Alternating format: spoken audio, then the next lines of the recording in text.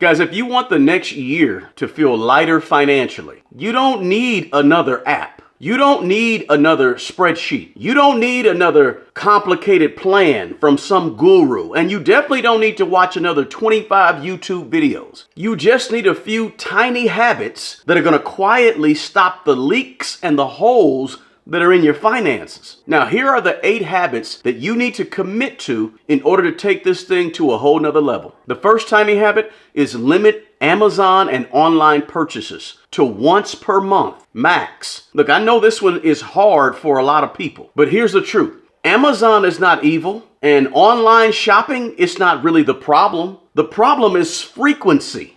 The inability to control yourself is the problem.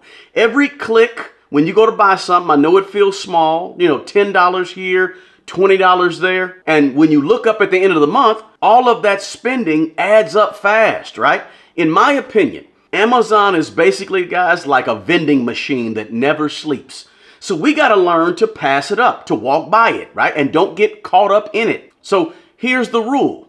1 intentional online order per month. Drop it in the cart, let it sit, buy one time. Maybe it's 2 or 3 items or in the cart, or maybe you say to yourself, you know what, I'm buying 1 item per month. That's cool too, because here's the deal. You don't need 20 packages showing up at your door every single month. You need fewer decisions, and that's going to equal more control. Now, the second tiny habit is pack a lunch 7 days a week, not just on work days. In other words, whenever you know you're going to be gone from your home for more than a couple of hours, go ahead and pack a lunch, whether it's Monday through Friday or if it's on the weekend. See, most people think that they're disciplined because they pack a lunch Monday through Friday. Now that's good. I'm not mad at that. Don't get me wrong. But weekends, that's where this habit makes the biggest difference. 5 disciplined days don't cancel out 2 careless days of going out spending and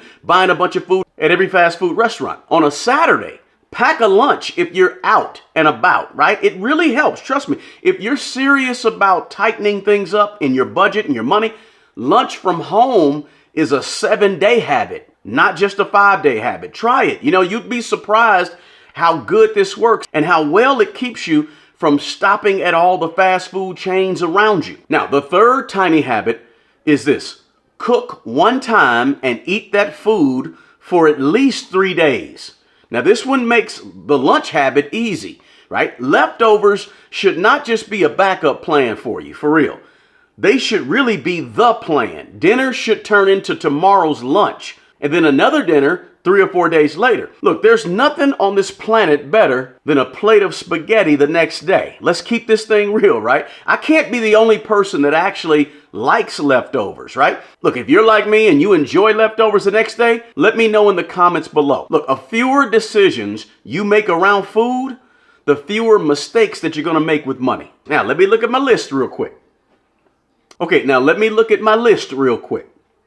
The 4th tiny habit is do 1 no-spend week every single month. Now, this is not punishment, right? This is a reset. 1 week a month. No Amazon, no Target runs, no quick stops, no candy, no Chipotle, no McDonald's, no Chick-fil-A. You just buy your groceries and pay your bills. That's it. Think of it like a financial detox in that week. It's not a forever thing, okay? Just long enough to sort of reset your spending and reset your discipline around money so you can stay intentional with your spending. You're trying to build habits here, right? And that means doing things different on purpose. So just 1 no-spend week, just 1 time a month. Give it a shot. Now, the 5th tiny habit is buy used for fast depreciating items. Now, that means cars. That can even mean clothes and shoes. Look, you'd be surprised at what people throw away here in America, right? We are a country of excess. So you can find a lot of unused or gently used items in great shape all day long that are classified as used, right? But they're in great condition. It also means things like used furniture, used tools, right? Let somebody else take the first big depreciation hit on all of those things that are expensive. Look, I like my money working for me. not just sitting evaporating on inflated prices for new stuff that I can get in great condition as a used item. And let me be clear about this, okay? Buying used does not mean buying a bunch of junk. That's not what I'm saying, not at all. It just means taking a little extra time to buy smart and to really shop, right? Which can save you lots of money in the long run. Guys, if you're getting value from this video, I want you to check out my book. This book lays out how I think about money, habits, systems, and long-term strategy for managing your money. And if this video is helping you, do someone else a favor and share this video with them. And smash that like button below. Now, let's get back to the video. Now, the sixth tiny habit is simply something we all can do.